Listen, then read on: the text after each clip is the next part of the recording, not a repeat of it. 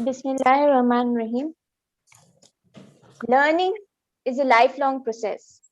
Good morning to Mr. Narendra Goidani, our esteemed speaker today, Principal Sir Dr. Sheikh Shabir Hussain, my dear colleagues, and all parents, grandparents, and caretakers present here. Before we proceed, I would like to invite Luwai Tahir, student of lower 6, to recite a few verses of the Holy Quran. أعوذ بالله السميع العليم من الشيطان الرجيم بسم الله الرحمن الرحيم قل هو الله أحد الله الصمد لم يلد ولم يولد ولم يكن له كفوا أحد صدق الله العلي العظيم. Indeed, it is with utmost pride and pleasure that I welcome you all to the first ever international event hosted by Burhani Sarandeep School. The response has been fantastic from everyone for this event today. And we are happy to place on record that we are having participants from 18 different countries which span out in 5 of the world's 7 Africa, Europe, and Australia. Burhani Sarandeep School is a school with high academic standards embedded with Fatimi morals and values. The school was established in 1983 by late His Holiness Dr. Sayyidina Muhammad Burhanuddin Ridwanullahi alayhi, and today it functions under the educational administration of His Holiness Dr. Sayyidina Mufaddal Saifuddin Tawalla Umar Sharif. It is a renowned institution of Sri Lanka with a glorious history of 38 years of service of educating the youth and nurturing young minds with the knowledge required to make them better members of the society and the nation. His Holiness Dr. Sayyidina Mufaddal Saifuddin Tawalla Umar Sharif's vision behind establishing such schools all around the world is to provide the best of education to our youth. Best education is the one that produces hardworking and loyal citizens of the country. In line with His Holiness' vision, we at Burhani strive to provide the best of education under all circumstances, which would not be possible without a strong upbringing and moral values instilled at home. We dedicate today's program to parents, grandparents, and caretakers who are our frontline warriors in this virtual world of schooling. As Rasulullah sallallahu alaihi wasallam states, "Talabul ilme faridata ala kulli muslima wa muslima." Seeking knowledge is obligatory for Mu'min and Mu'mina. The triangle of any student's development is incomplete without a strong parental link. As Hillary Clinton once said, I quote, "Parents are teachers, and home is a child's first and most important classroom," unquote. Thus, it is with this hope and purpose that we have organized today's program, which is to strengthen our parental task force and fortify this link. Living up to the vision of His Holiness, we have achieved few milestones. I invite you all to witness the achievements of Burhani Sarandeep School through the eye of the camera.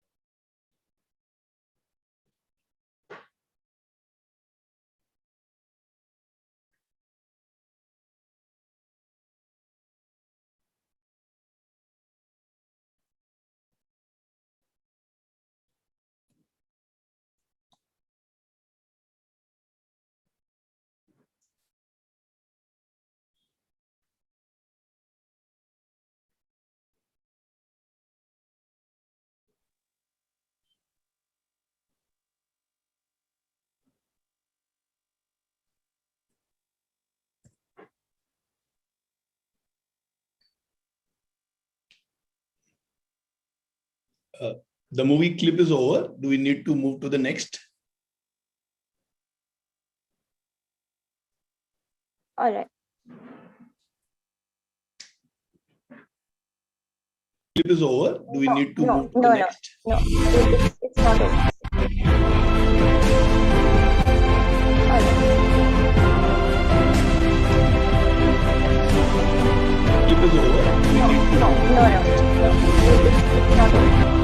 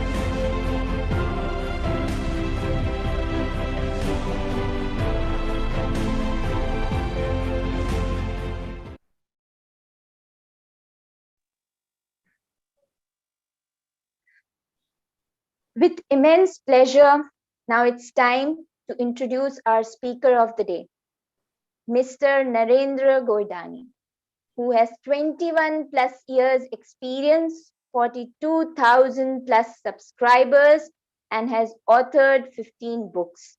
He is a dreamer and a people's person. As an unflinching optimist, he is continuously striving towards building a better world for the generations to come, where everyone will have beautiful stories to narrate.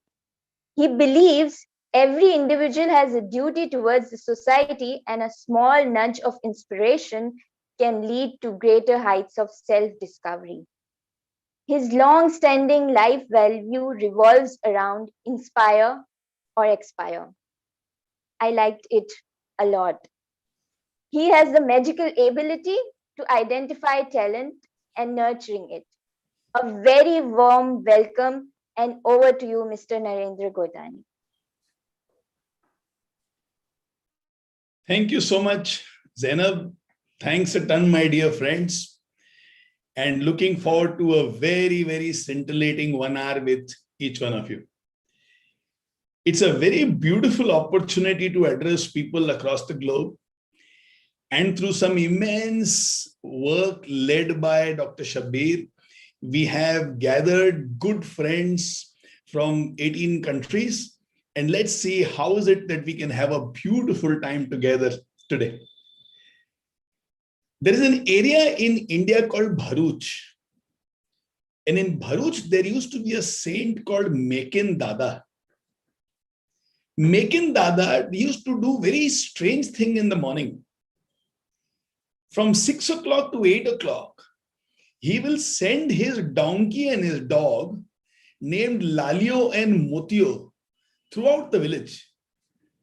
There would be bags on the back of Lalio, who was the donkey, and the villagers will fill that bag with either grain or milk or curd, whatever surplus they had to give that day. The donkey and dog will come back to Mekin Dada. Mekin Dada will make bread. They will make chapatis out of what he had collected. He will also make some dishes out of the vegetables and other things that he's collected. He'll load it onto the back of Lalio, and Motio will lead Lalio into the desert.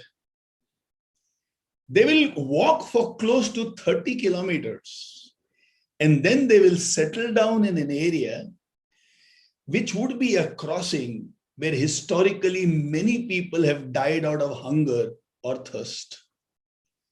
When people would be on the verge of collapsing, they would see these two animals over there, reach these animals, eat the food, drink whatever is there for them to satisfy their thirst, and with Lalio and Motio, come back to the village to safety. It seems in a few decades, thousands of people got their lives saved because of Mekin Dada, Lalio, and Motio. But I'll tell you what is the best part of the whole story. The people whose life was saved never came to know who are the people who have supplied the food and supplied the liquid things for them to drink and survive. When a program like this happens, there is always a Mekin Dada, a few Lalios, and a few Motios in the background. Somewhere, somebody would have initiated a drive. Like in this case, we know our Mekin Dada is Dr. Shabir. And then he would have called out to all his friends across. And they in turn would have reached out to hundreds more. And before we realize, thousands of people have heard about the program. They like what is being presented. They will eat what is presented. And who knows, it might be the turning point in the way they parent their children tomorrow. Now, we won't know the names of all the Mekin Dadas over here, the Lalios and Motios.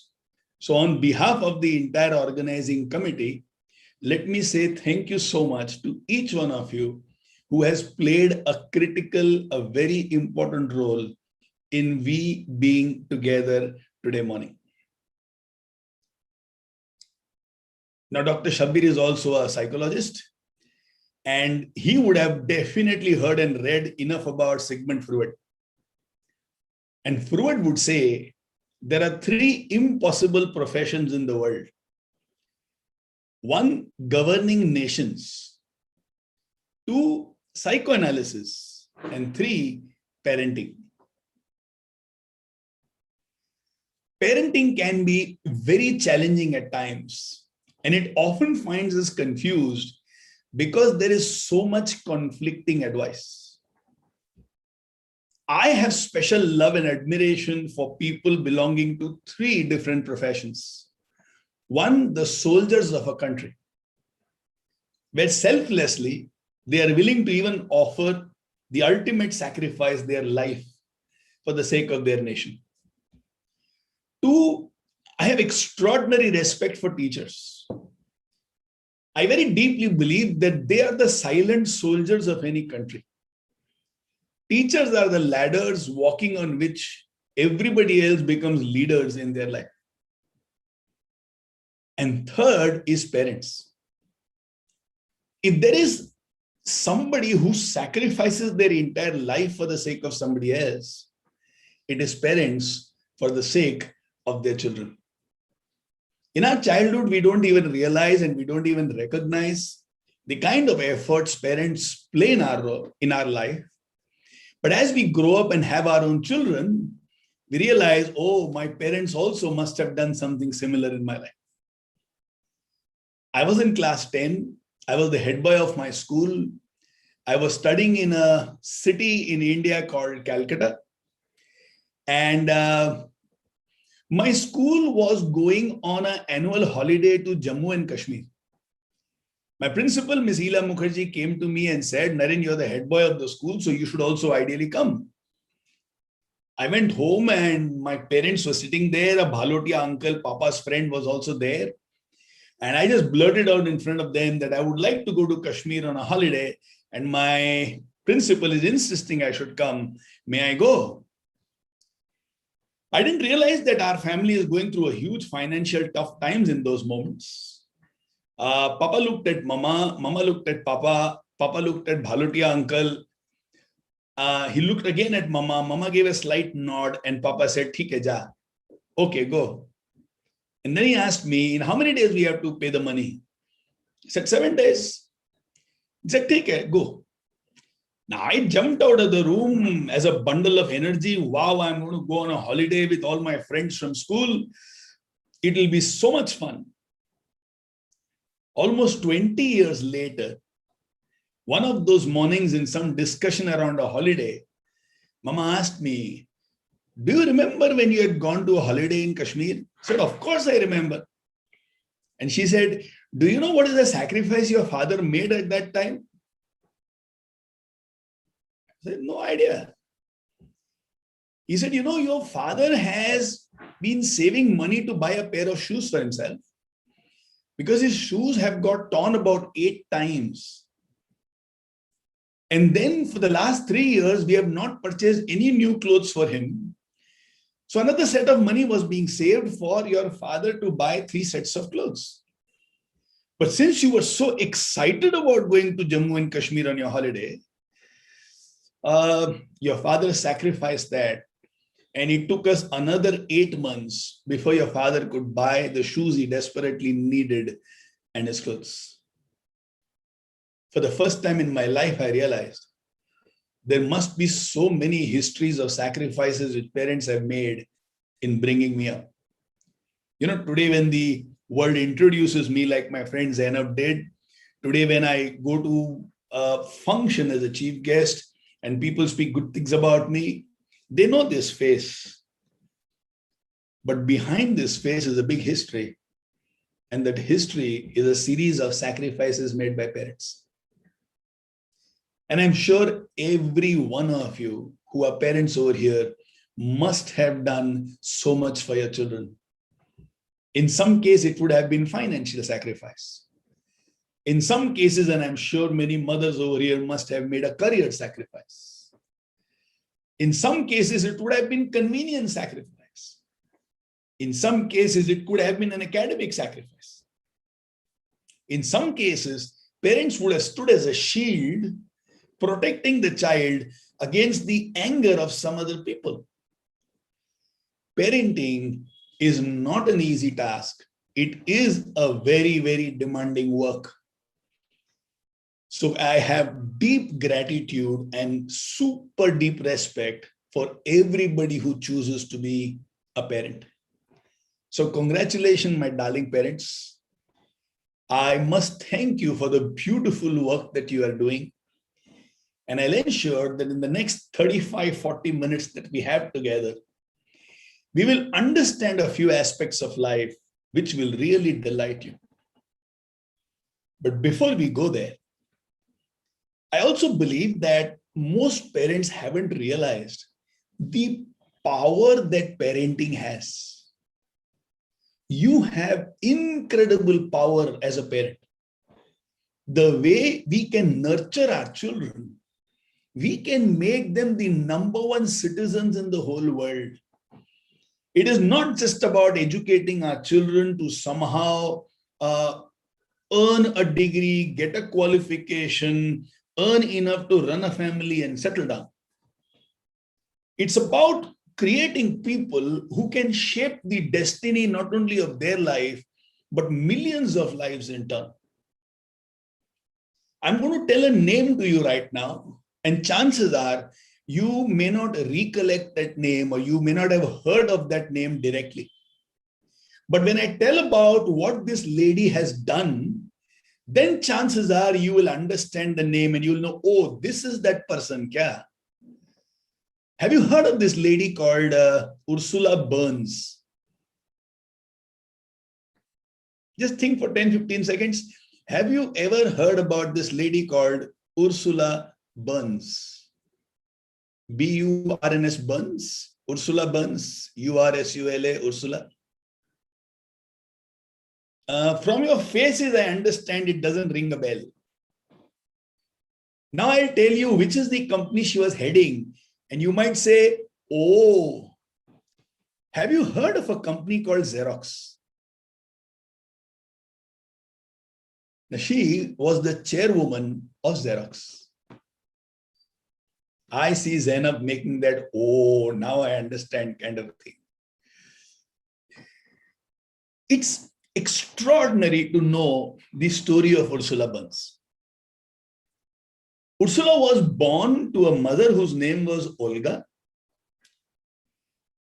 Ursula was born to parents of Panamanian origin. Her father left the family early, and Olga was left with Ursula and a couple of more siblings to be taken care of. They grew up in Lower East Side, New York, which was one of the toughest areas in New York in the 1970s. They used to stay in a subsidized housing society, which was famous for crime and other notorious activities. That place was often associated with gang violence. So the moment somebody would say Lower East Side, New York, oh my God, that place where all gangsters stay. And Ursula grew up in that area.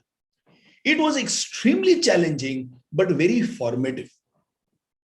Let me share with you an incident which happened in Ursula's life when Ursula was 9 years old, and how it completely changed her life, and what is extraordinary parenting all about. Obviously, very poor family.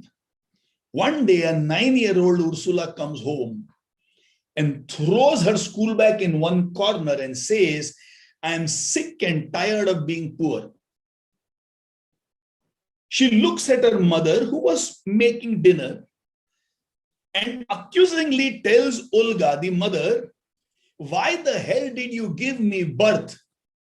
If you are poor and if you can't earn money, why did you produce children who have to go through so much pain? I hate you. Olga Burns, the mother, kept on cutting, kept on simply cutting the vegetables. And she looked at Ursula and says, tell me more. And darling parents, remember this phrase, tell me more. It's a magical phrase. And I'll come back to you in a little while. And Ursula Burns says, you have never given us new clothes. I don't have a new box of crayons. All the crayons I have are broken pieces. Children in the class make fun of me. And they often push me down and laugh at me. And there is nobody to protect me because I am poor. It is so painful to go to school. when I wear clothes which are one size bigger than mine, because that is the only thing you can afford, you know how difficult is it in school? And she looked at her mother with hate and anger. Mother Olga continues to cut the vegetables and says, tell me more. And she says, I am having so much pain. I don't know how to handle this pain. And Mother Olga says, that is a good thing to understand. Tomorrow evening, you, me, and the siblings, let's have a discussion. Every Friday evening in the Burns household, there will be a family meeting where anybody can say anything. Tomorrow evening, Friday evening, Olga asks, okay, tell me, darling, do you feel pain of being poor? Yes, replied Ursula. So what do you wish? I wish to be rich. So if you are rich, you think you will not have pain?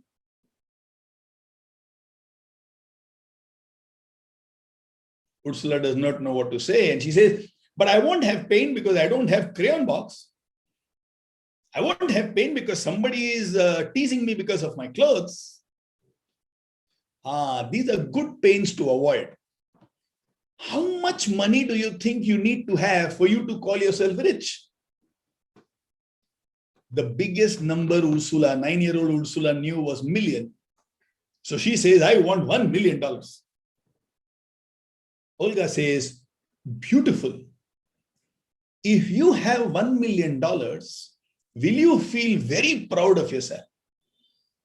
Ursula said, yes, I will be very proud of myself. Then Olga says, very good. Earn $1 million. Now, from today onwards, when we sit to study, let's study thinking how to study so that one day I can earn $1 million. Olga did not even reply to the insults and the hurt. She only connected with the hurt that the child is going through. And the conversation did not end there. Now Ursula is calm and she says, should I focus on studies? And Olga replies, the biggest power that poor people have is education. If you are educated, you will lift yourself. And then Olga said something which to me was the ultimate greatness of her parenting. Olga looks at Ursula and says, but you know, my child, I won't be proud of you if you can earn $1 million. I will feel good about you, but I won't be proud of you. Ursula asks, so what will make you proud of me? Olga says, you felt that pain in your heart now because you are poor? Yes. The day you lift 1 million people out from poverty, I will be proud of you. There are hundreds of people who were poor but went on to become rich. Everybody then goes through an individual struggle to make a little more money. How about you deciding, I am going to become that kind of a person who will lift 1 million people out from poverty? If you can do that, I will be so proud of you. The 9-year-old child got her mission, got her focus, got her vision, got her purpose, got drive, got hunger. And she goes on to become the chairperson of Xerox. By the way, to explain the greatness of what she has achieved, she is the first Black woman to head a Fortune 500 company in the world.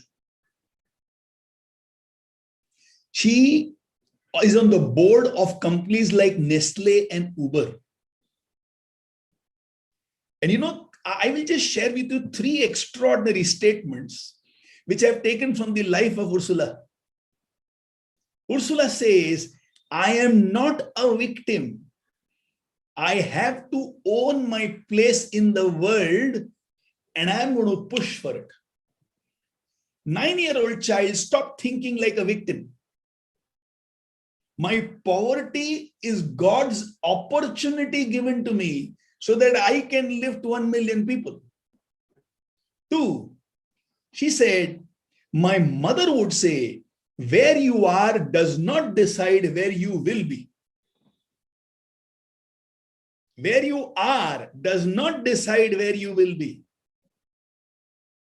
And 3rd, she would say, my mother will again and again say, participate and solve the problems in the world.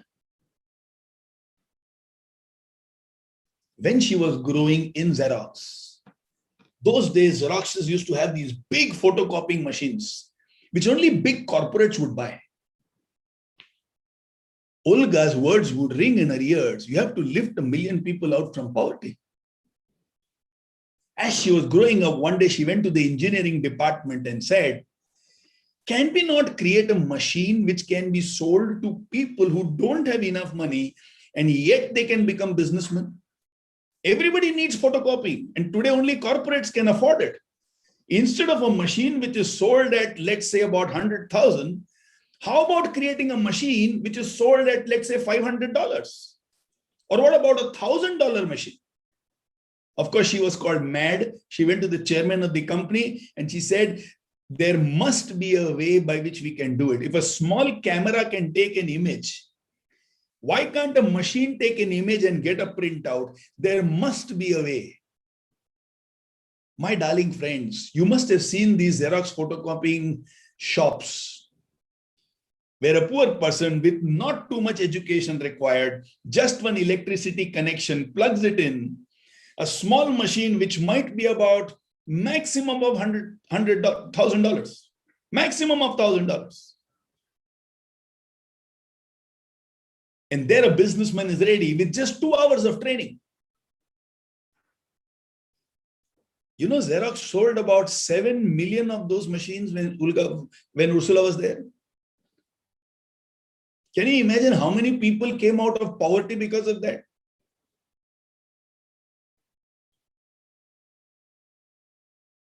That is the power of parenting.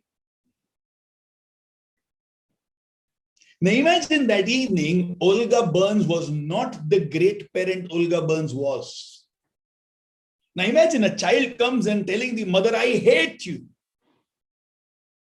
Imagine a child coming to the mother and shouting at the mother and saying, why did you give me birth if you were poor? Chances are many mothers and fathers over here would have gone into depression. Maybe would have ended up crying, my child is saying like this about me. Hey God. But Olga continues to coolly cut the vegetables because she knows this child is not saying anything against me. She does not know how to handle the pain that she has in her heart. And with the mother, there is a safe zone where I can say things, but yet I'm going to be taken care of.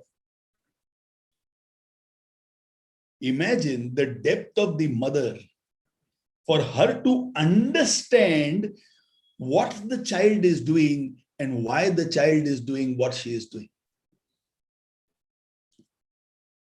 Parenting is so much about understanding the child and bonding with the child. How do we do great parenting? What did Ursula do? So here is the beginning of the 7 tips that I had promised to you of parenting in these tough and challenging times. First, the center of power cannot be the parents. Power must be shared. Children rebel. Children do not listen because they struggle for that power. Somebody else wants to have the power. I am telling you what to do. And the child is saying, but you don't understand me. And the mother is saying, I know the word. Who gave you birth? I gave you birth or you gave me birth? So who knows more? I know more or you know more? And the child does not understand this logic. Says, yeah, you gave me birth, but I operate the phone much better than you do. Because you are my mother does not mean you are good at everything and I am not good at anything at all. And often when there is a power struggle, we cease to listen. Now, how do we share power? It's something as simple as we have to make them feel that they are in charge. Factor number 1 of power sharing, the same rule applies to all. If I tell my children, on the dining table, eat, keep your phone to one side. And at that time, if Shabbir calls me and says, Naren bhai, we need to talk about the parenting program. And I immediately take the phone. Yes, darling, what is it that you have to say? How are things going? And the child is looking at me and saying, different sets of rules. When his call comes, it's important. When our call comes, okay, my friend's conversation is also important. It's very, very important. When different sets of rules are there, sorry, you have lost the power game. So same set of rule inside the house. If I expect my children to sleep on time, and if I am up seeing some good for nothing TV serial late in the night, and I'm saying, because I'm so tired, I want something, yeah, I want to do something by which I can just forget everything in the world. And the child is saying, sleep is a good option. Na? When you are tired and you want to forget everything, how about sleeping? No, I want to waste more time by seeing TV. How does it sound?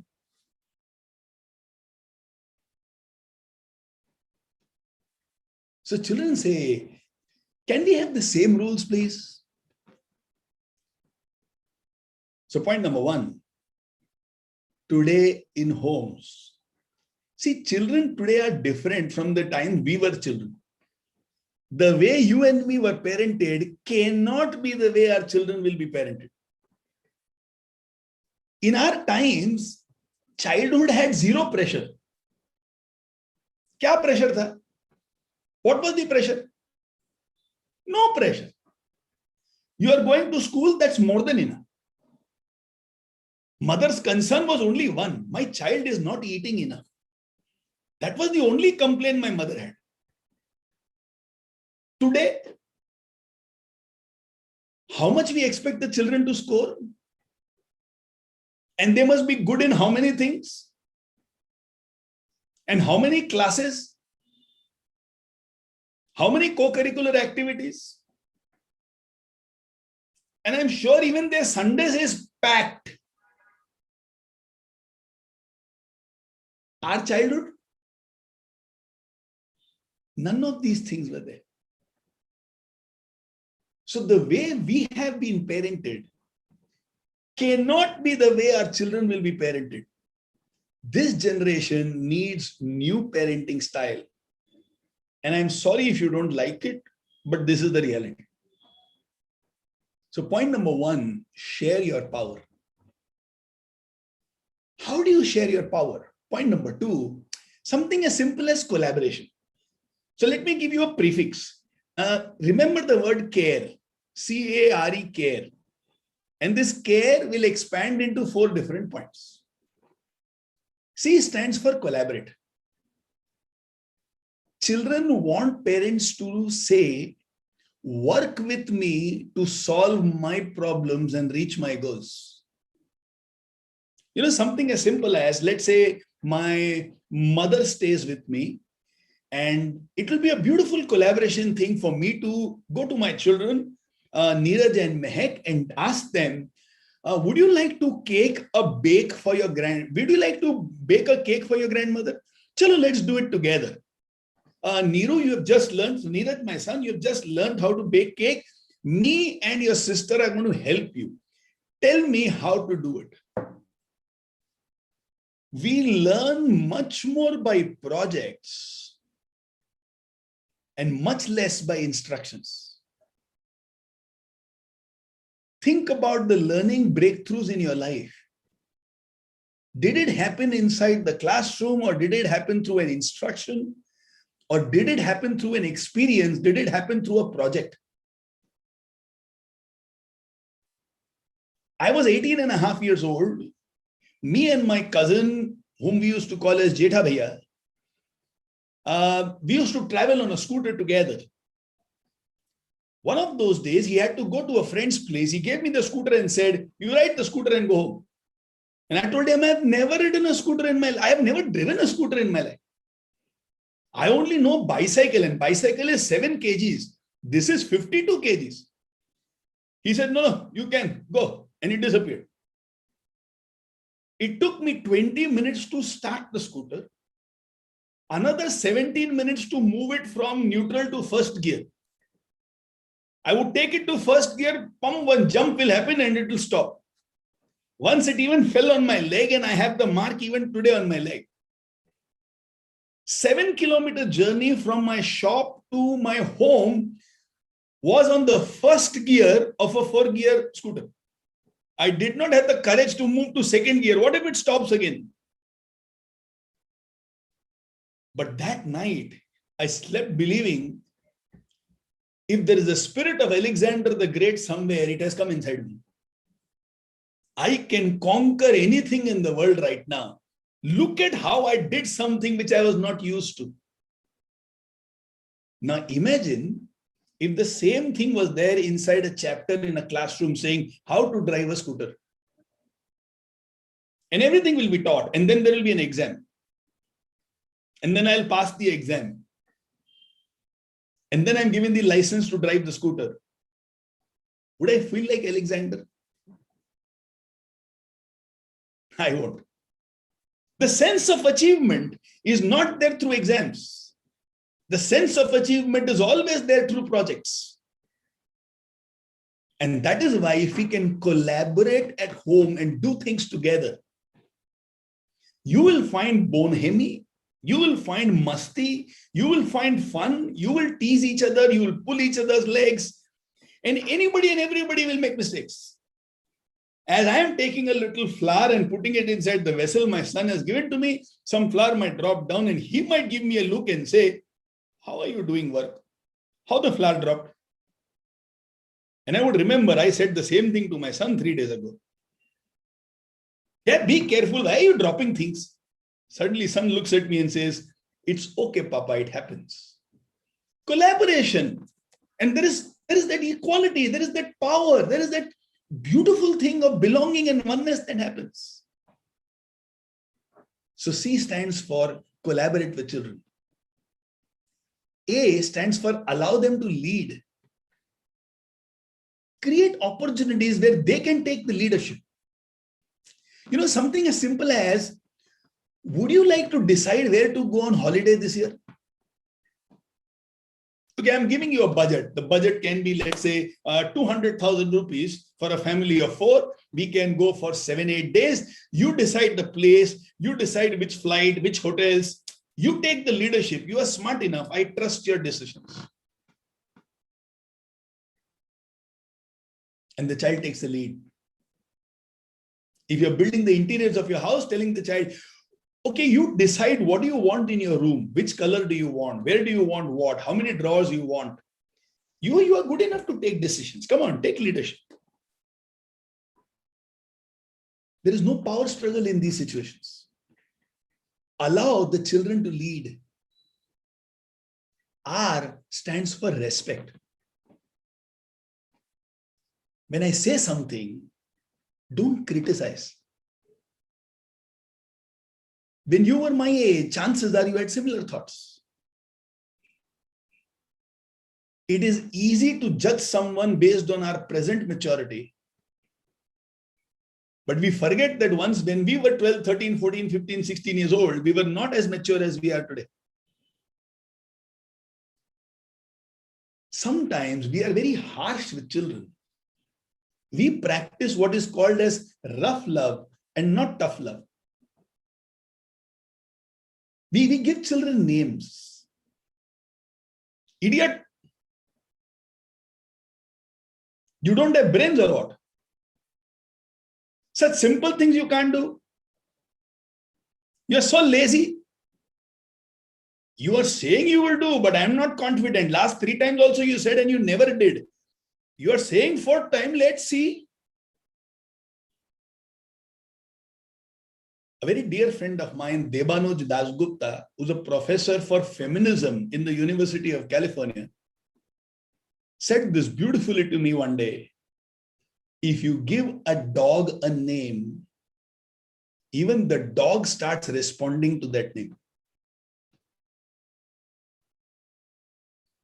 If I give my children a name, you are idiot. You too will never cooperate, na? They will start responding to that and start behaving that way. So when Olga Burns looks at Ursula and says, I know you will become rich one day and you will have $1 million. And I also know one day you will lift 1 million people out from poverty. My child tells me I'll wake up at 6 o'clock and she struggles and wakes up at 7:30 and comes to me and says, Papa, I'm sorry. And I tell her, no, darling. Yeah, we had a time for 6, but you woke up at 7:30. But I also know the kind of effort you would have taken at 6 o'clock to wake up. Maybe the effort was not enough. Next time we'll put better efforts. But I know you have taken efforts. Now the child does not feel labeled. The child does not feel disrespected. The child does not believe that my parents do not believe I am of any worth whatsoever. See, the truth is, we love our children. We value our children like nobody's business.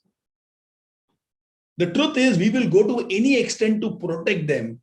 We will sell our home, sell our land to get our children educated properly. Take everything possible, but make them move ahead in life. But in the process of driving children, we end up disrespecting them enough number of times. And this disrespect makes them believe in themselves a little less.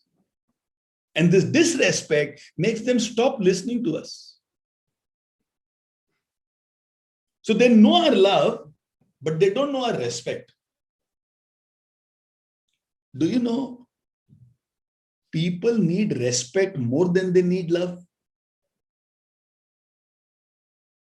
Your sense of self-worth does not come when somebody loves you.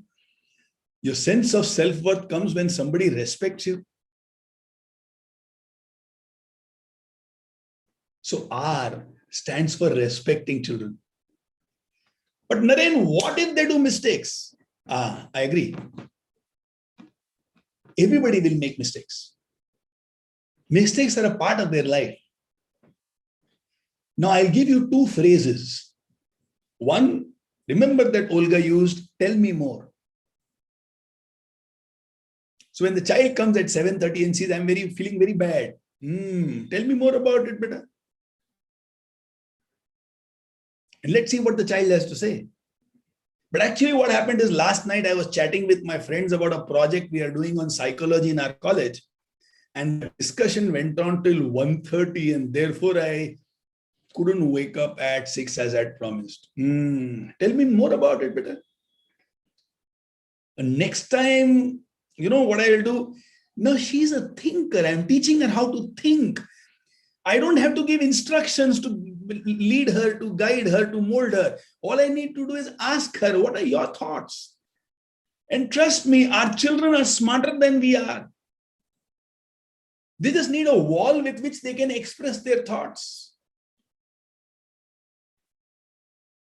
So tell me more is an extremely powerful phrase. The second question, which will help you in a very big way, is how may I? How may I help you to get up at 6? How may I help you to sleep on time? How may I help you to study better? How may I help you to build better relationships?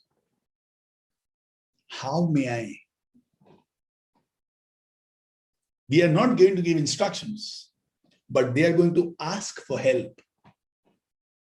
And when they ask for help, it is very easy for them to accept the help that we are offering to them. So C stands for collaborate. A stands for allow them to lead. R stands for respect me. And E stands for enthusiasm, energy, excitement. Now, as Shabbir and me were discussing about what should be the great relevant contents for parenting in this program, Shabbir expressed a deep concern, and that concern was the addiction that children seem to have towards technology. Shabbir had this question, wherein they are so dependent on technology, so distracted by technology. What can we do to help parents solve this complication? Okay, my darling parents, do you want a complicated answer or do you want a very simple answer? Simple answer. Okay. Simple answer begins with two simple realizations. Realization number one, they are addicted towards technology because it gives them instant gratification. They put something on, let's say, Facebook or Insta. I used to call it Instagram till my daughter told me, Papa, it's not Instagram. Everybody calls it Insta. So you say Insta. That gram is there, but unnecessary. Oh, acha. So let's say they post something on Insta. And in 30 minutes, they have 42 likes. Instant gratification. They are getting results right now. And we are telling them study very hard so that after 15 years, you have a great future. Huh? After 15 years. But you study hard and life will be great. And then look at the parents who have studied very hard and they can see that they are struggling. They think you are saying study hard, life will be great. You are educated, but you are struggling. What you are saying is not proof enough. So social media, technology gives me instant gratification. And second, social media does not judge me.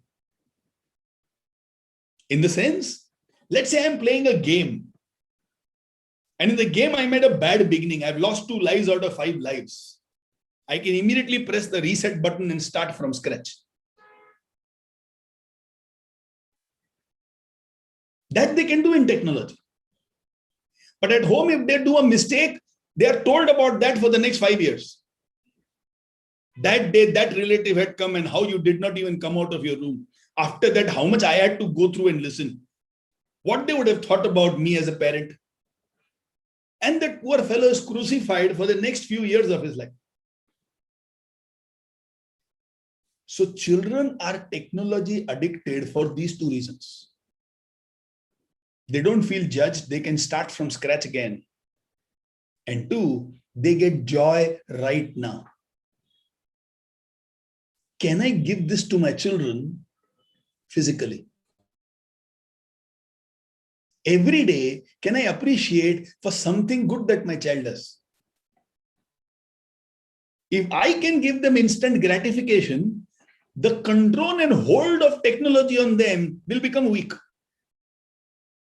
If I don't give it to them, then they will be naturally drawn towards anything which gives them instant gratification. Why do people smoke? Why do people drink? Why do people take drugs? It gives them instant gratification. There was a time when the only addiction the world knew was substance addiction. Smoking, drinking, drugs, and stuff like this. How about food? A person has diabetes but still wants sweet. They may know it's not good for their body. Somebody might have cholesterol, but they still want fried food. They know it's not good for them, but it gives you instant gratification. It gives them joy in that moment. And that addiction is there in humanity all across the world. Technology seems to be a new addiction, which is not about substance or something that you eat or experience, but something which is completely mental. Fill your home with laughter.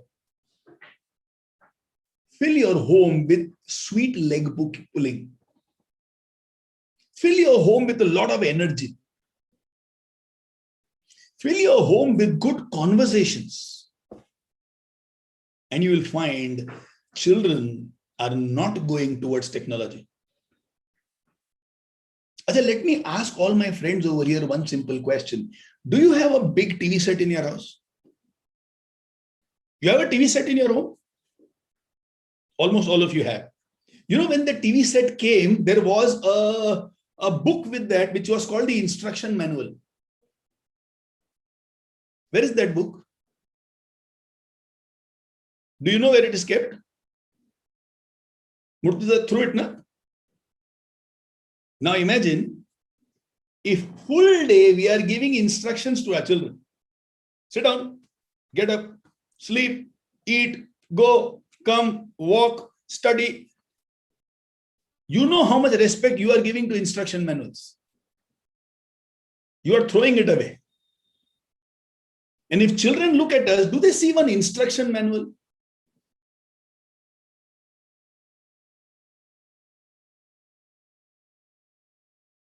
Do they see fun? Here is a small technique for all of you. It's called the glad, mad, sad technique. And it has worked for thousands of parents. We have a platform called wowparenting.com. Those of you who really want some great nuggets of wisdom on parenting, do visit wowparenting.com. It's a complete free site with extraordinary pieces of content. And one of the most read content pieces over there is a blog post that I've written called Glad, Mad, Sad. What is glad, mad, sad? For many years in our home, before we sleep in the night, I would ask my children, what made you mad, what made you glad, and what made you sad today? And I will begin by sharing what was mad, glad, sad about my day. So I would say, today morning when I reached office, I found that the lighting system which should have been in place has been folded last night and kept away in the almirah. And today being second Saturday, the chabi is inside one locker and the chabi of the locker is with somebody else who's on holiday. I became so mad here. This is bad management. What made me glad? We had a beautiful program with so many friends from across the world. That made me very, very glad. What made you sad? I heard that one of my friends, his father-in-law is admitted in hospital. Cancer, 17 days and 22 lakhs is the bill. He's selling his house just to save his father-in-law's life. Made me very sad. Acha, tell me, what was mad, glad, sad about your day? Normally, earlier, if I will ask my son Neeraj, but how was your day? Fine. But anything else? All okay. Anything special? Nah. He was a specialist in one-word answers. And then when we started this mad, glad, sad thingy, we would speak for 2.5 hours together. And if children can find joy, bonding, no judgment whatsoever, and that's our promise, whatever you share about glad, mad, sad, we are not going to hold you to that tomorrow and say, Kal tune aisa kyun kiya? What was there to be sad about that? No judgments. If they're sad, they're sad. We gave to the children what they need from technology. Now they're not addicts to technology. If they have 10 minutes time, they come and sit next to their parents and say, let's talk now. And the addiction is kind of dealt with beautifully well. How? Through enthusiasm and energetic sharings. So E stands for enthusiasm and energetic sharings. Have these conversations at home and you will find extraordinary results.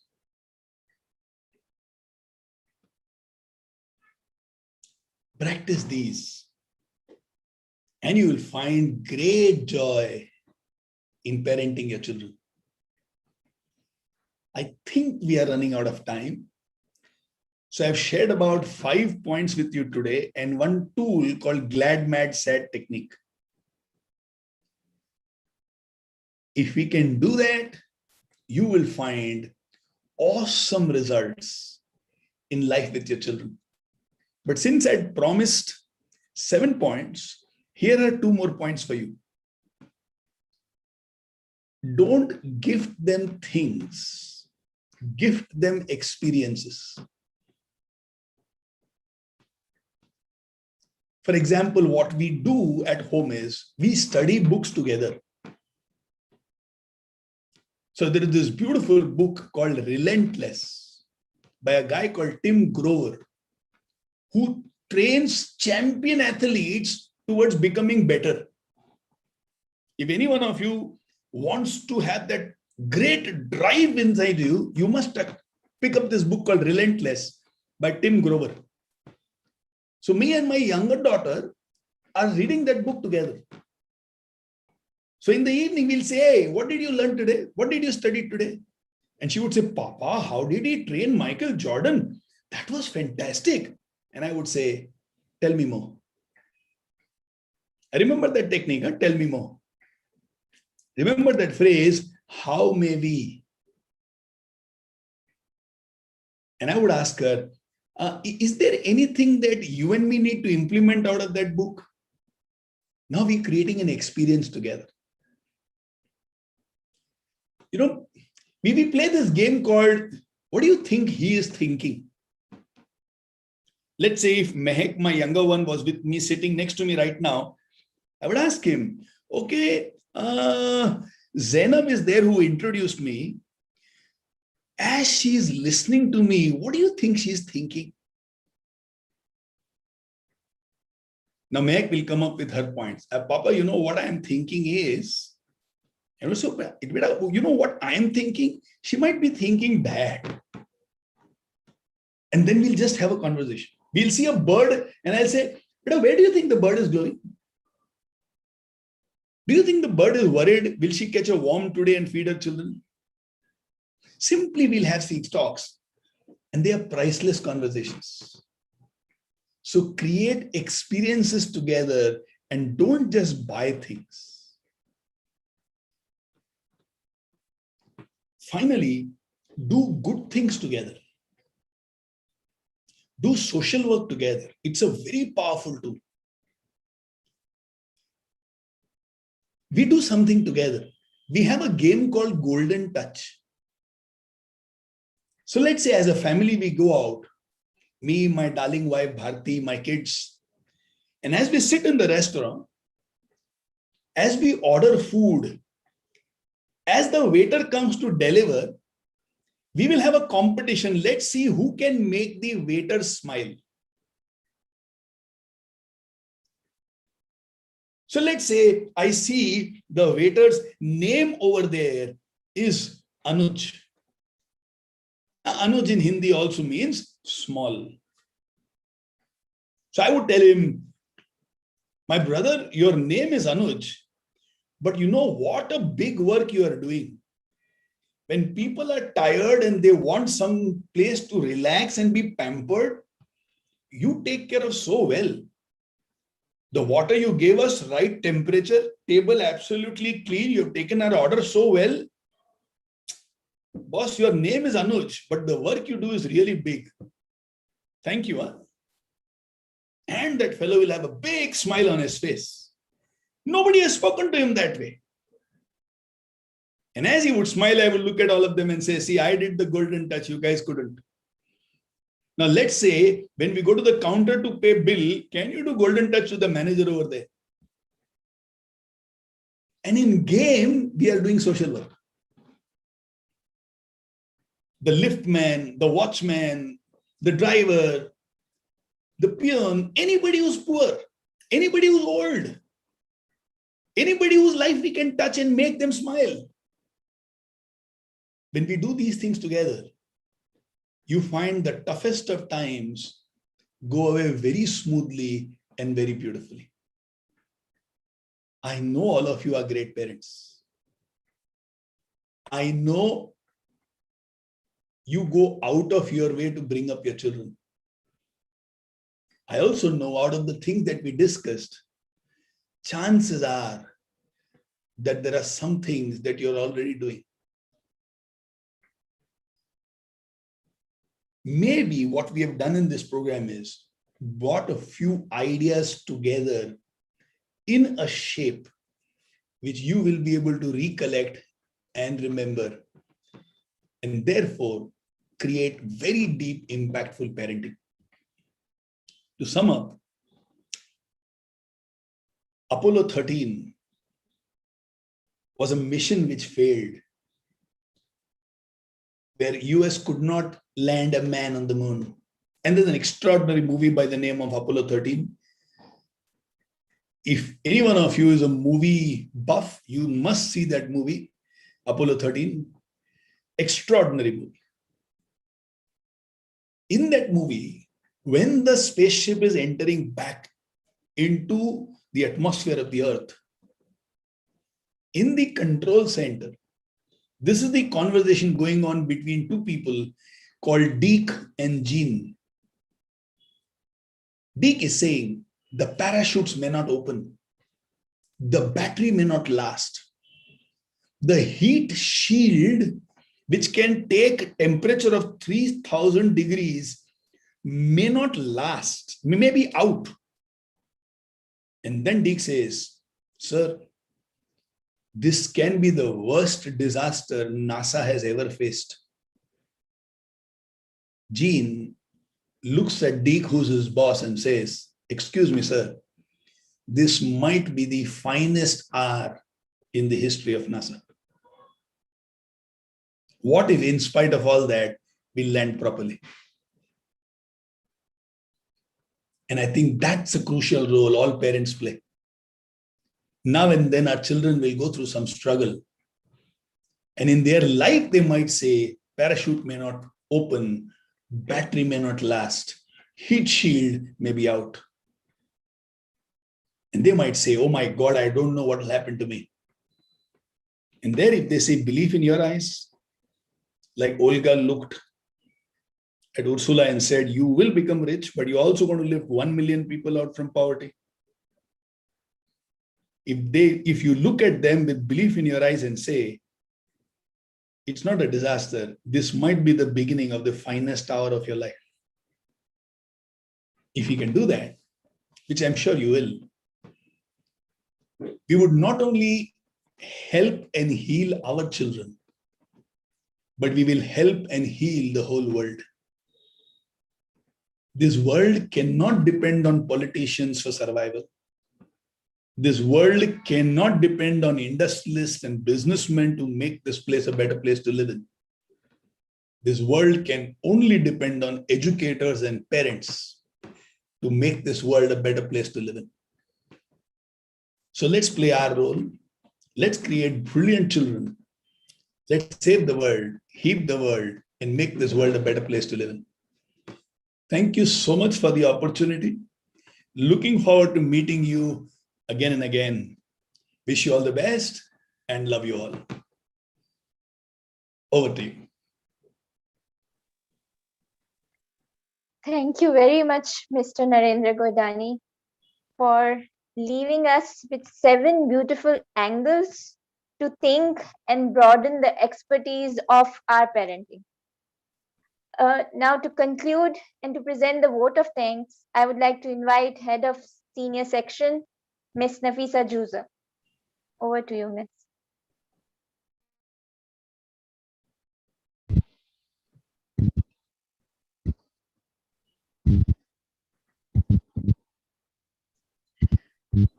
A very good afternoon to all of you present here, and I hope you're having a wonderful day so far. His Holiness Dr. Sayyidna Mufaddal Saifuddin Sahib, under whose very good afternoon, under whose educational administration and guidance the Burhani Serendip School is always encouraging students to attain the highest levels of excellence in whatever their field. He says, and I quote, "Tame har ilm ane hunar na top par pહોંચો. Ye mari ummeed છે." Translated to mean that it is my fervent wish that you reach the top in attaining any knowledge or skill. Now, they also say that a child educated only at school is an uneducated child. A school, as crucial as it is to a child's education and upbringing, it is not sufficient for a child's complete development. A parent's role in the education of a child cannot be ignored, and nor can their tireless efforts in doing so be ignored, especially during these current times. So it is in keeping with our Mola's wish and this understanding of the complete education of a child, we at Burhani Serendip School decided to host a program focused on the parents and caretakers of our children. And undoubtedly, an excellent choice it was. We selected Mr. Narendra Goidani to join us in this venture. Mr. Goidani, you have been all what was expected from you and much more. I think your examples of the Manik Dadas and the Ramlals and the Olgas and the Apollo and everything that you have just told us today and shared with us, I personally, I would say it has made us emotional. It has also made us rejuvenated as parents. And I believe that what you shared with us today will certainly be with us for a long, long time to come, forever, in fact, in fulfilling the aspirations of our holiness from all of us, and of course, our duties as parents. I must say that I think I'm quite guilty with most of what you said that we parents do. But I was proud of one thing that I have done as a parent, that when you spoke about allowing them to make decisions, I did collaborate and I did allow my daughters to decide the color of their room when painting it. So sweet. Now the room is purple and green, but that's another story altogether. Right. They say that parenting is like folding a fitted sheet. No one really knows how to do it. But Mr. Goidani, I think you have given us an extremely informative and aspiring talk on how to fold that fitted sheet to the best of our ability. We know that your time is very precious, and we thank you wholeheartedly for agreeing to share some of that time with us today. So thank you very much. Pleasure. The coordination and execution of such an event requires many hands, but I wish to place on record two such individuals. Firstly, our principal, sir, Dr. Sheikh Shabbir Bhai. This project is a brainchild of his, and he is the initiator, executioner, and the main coordinator of this entire project. And secondly, of course, Mr. Murtaza Hamid, the senior ICT teacher at Burhani Serendip School, who has worked tirelessly on the technical requirements needed today for the smooth streaming of the event. Now that leaves me with the need to appreciate only one more person, and that is you. Each of you in our wonderful audience. Firstly, thank you for being so enthusiastic about this project and for spreading the word far and wide, which has allowed us to reach out to people not only in Sri Lanka, but in several different time zones. So thank you firstly for that. And of course, thank you very much for giving us your time in attending this program. A big part of the success of an event such as this can be measured with the number of participants. And I think all of you have helped us to make sure that this project of ours is a blockbuster. So thank you very much. And with that, Mr. Narendra Goidani, ladies and gentlemen, we close for today. Let me end with the prayer that Allah Ta'ala grants our beloved Dai, Sayyidna Mufaddal Saifuddin, a long and healthy life till the day of judgment. And may we and our generations to come, may we all stay under his guidance and benevolence always. Ameen. Walhamdulillahi Rabbil Alameen. Thank you.